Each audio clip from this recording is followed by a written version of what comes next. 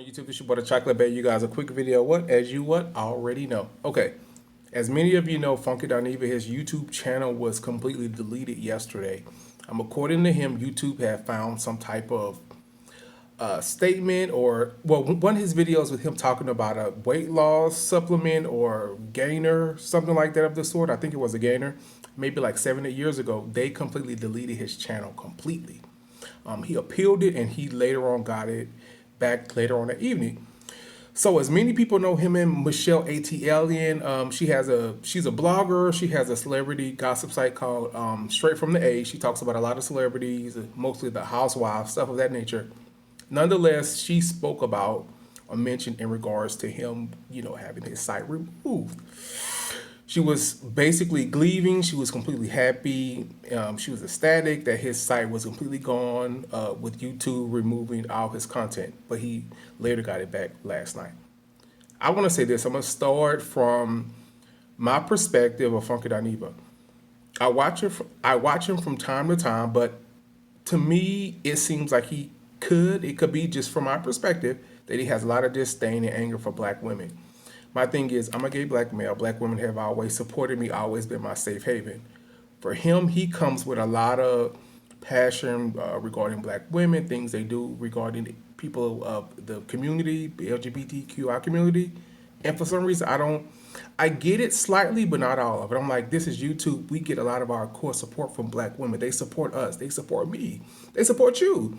So sometimes I think his anger is just misplaced, or I get it. We deal with certain people in our community that, ostracize us, that treat us differently, that sort of carry us like a handbag or an accessory. But the black women that I usually encounter that are in my life have always been supportive and loving. So when I hear him speak on it about his platform, I know such does exist, but sometimes he comes with such vitriol and just nastiness. I'm just like, well, that's not what I accustom. That's not what I experience. That's not what I see in my day-to-day life, or even with my family or friends.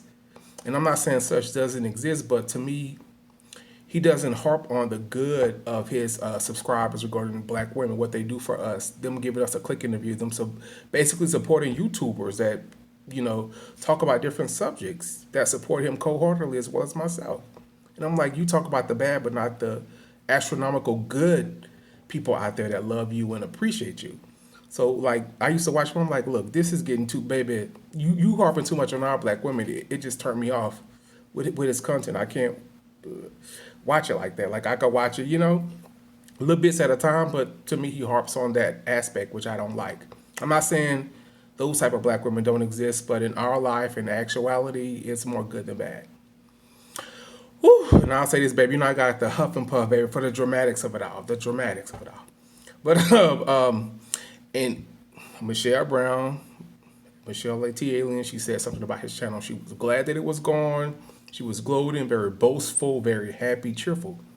Okay, as many people know, he rented a home from her. According to her, he trashed her home. It was a lot of repair. She ended up suing him, getting the money allegedly.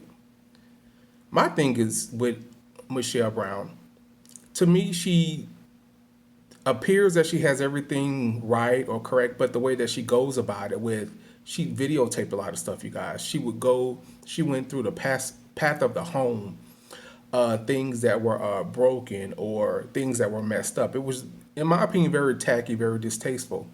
If you're a businesswoman, you have to carry yourself as such, not just a woman that does business. It was very tacky, very distasteful, very displeasing that you have all this to lose, nonetheless you're carrying yourself in such a manner that wasn't together. It was just very distasteful, displeasing, and I didn't agree with it.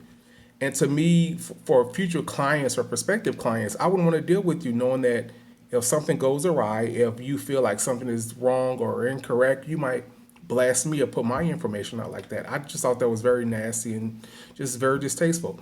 She's mentioned many things regarding the community, the gay community, and which I don't agree upon. I mean, it's a lot of good people, good black gay males like myself out there. So for her to put this bullhorn of just the negativity, people that did her wrong allegedly, I just thought that was very just tacky and distasteful. And to carry yourself in such a way in which you want people to respect you, But then you do the things you do, then when you don't get that respect, it's an issue. But look how you're carrying yourself, look how you're behaving. And I just thought that that was just very displeasing, just very not okay. Things that she said has been very displeasing. And I'm just like, just trying to create, sometimes it could appear that she's trying to create chaos regarding the black community and the gay black males or transgender. And I just don't like that concept. You're almost trying to create this pandemic or this type of chaos or disillusion that we're these bad people that trash black women, that disagree with you, that hurt you, that treat you horribly. And I don't agree with that. I just think that she tried to create this type of hatred, this type of divide, which was incorrect, which was wrong. And I don't agree on her aspect as well. And with some of these people, they want to be respected as such, but they don't carry themselves as such nor behave as such. But he finally got his channel back. I don't believe with people trying to take people's channels over something so ridiculous. And for Michelle ATLien, I think this was like 6, 7 years ago. Baby, you need to let this go. I mean, you need to let this go to carry a burden like that. Well, not a burden, but just a disdain or just hatred for someone for so long, that long. You might have to seek some type of counseling, some type of something. But I mean, what do you want from Dineva? What can he give you for you to be able to move on, to sustain, to do whatever? Because this has been a long time ago, dear. And to just keep bringing it up, mention it, you're not over it. I mean, what do you want people to think about him? You've brought up alleged drug use. You've showed pictures of the home. You've done a lot. Sued him. I mean, what else do you want people to do in regards to this incident? I don't get it. Either you're going to let it go. You won the judgment, clearly. You got what you wanted. Your channel seems to be growing. You're doing well, baby. Keep it up. But in regards to this, what do you want regarding this? What's the next step for you? What's the next step for him? I just don't get it with people dragging on things that took place years ago, almost a decade ago. What can be done? Do you want to savage, as well as him savage, a relationship with you? What can be done? What do you want to do?